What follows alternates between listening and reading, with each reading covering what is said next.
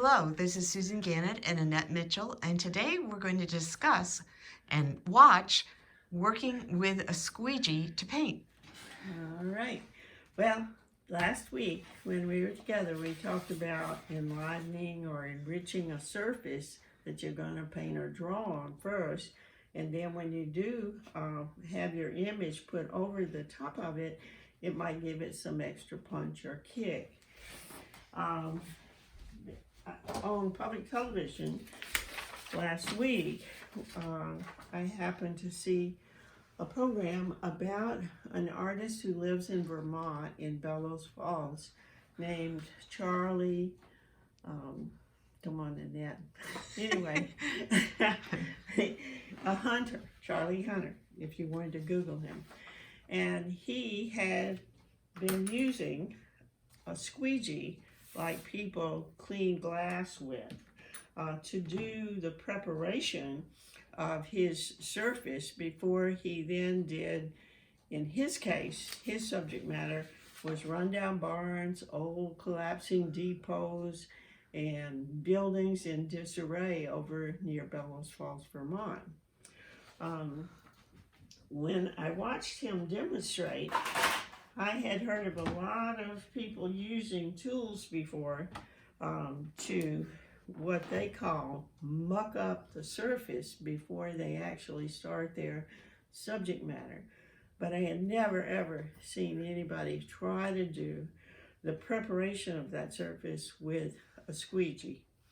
As a result, I started looking around for some, and they're all pretty wide. And it seems like it's easier to handle, at least for me, when it's more narrow. So I wound up going to the dollar store and I bought a spatula like you use in the kitchen. And I took my X-Acto knife and I just cut a serrated edge to that spatula so that I could also draw or push around paint or ink on the surface with not only the bigger squeegees, but also if you wanted something small. I know that a lot of people use credit cards for that same purpose, old credit cards, not ones that you're using right now, but anyway. To try this, and I think you're going to have to be in a good sense of humor. If you're already in a bad mood, this might not be the exercise for you to use because it's not that easy to use a squeegee instead of what we're used to, like a brush or a pen or something like that. Keep in mind that what we're about to enter into is enlivening the surface of either a canvas or a piece of paper before we start the image that might be done in markers, soft pastels, colored pencils, whatever. Now to enliven that surface, he used the squeegee and a sponge roller. So what I would suggest you do is, what do you have for materials? If you have acrylic paints, you could use that.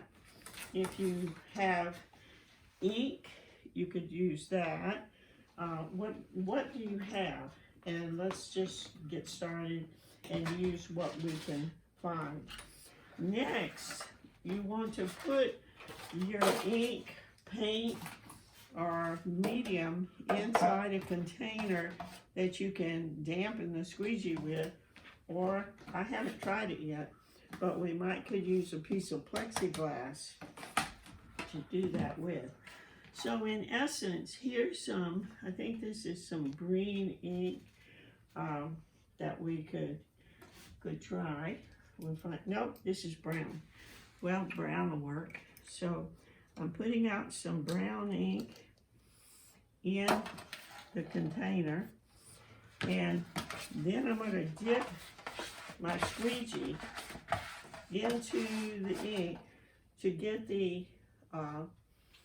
squeegee covered with the ink. Now once you start, you're not going to have very much control. So in essence, what you're doing is you're texturizing that surface. And maybe if you or your horoscope was good that day, you might could begin to work out some sense of the subject. In this case, I found an image of an old rundown barn. So now you can see there's not much control here. So we're just making, as we talked about in some of our past classes, we are making some of the main lines or shapes of our subject. So if this is even wider than you might want, you might pick up something like a spatula and in essence start using that to make your marks on the canvas or your paper, and in essence drawing with your spatula. And if you are worried about perfection in anything in art, this is probably definitely not something you want to do, because pretty darn hard to be perfect with something so uncontrollable as drawing or painting with a squeegee or a chopped up spatula. But here, I'm going to keep holding it up so you can begin to see. You're not going to have any real detail. You might be just after the main lines of the form. I'm going to just put in a couple more shapes and then switch over, because we're going to, in class, we can work with, quote, mucking up the surface for about 15-20 minutes, and then go on from there. And you can see how all we're doing is laying down some main lines of form. So anything you can use, it is gonna work. So I'm gonna put in some green and take my sponge roller, and here we go. So if I'm putting in some trees or suggestions that later I might work over, I'd say there's a tree there, and there's one above the top of the barn. Then over to the left, there might be some greenery or some trees over in here. Then down in this area, I might say, well, the greenery is coming in there like so. Just putting down something on the surface to get it started.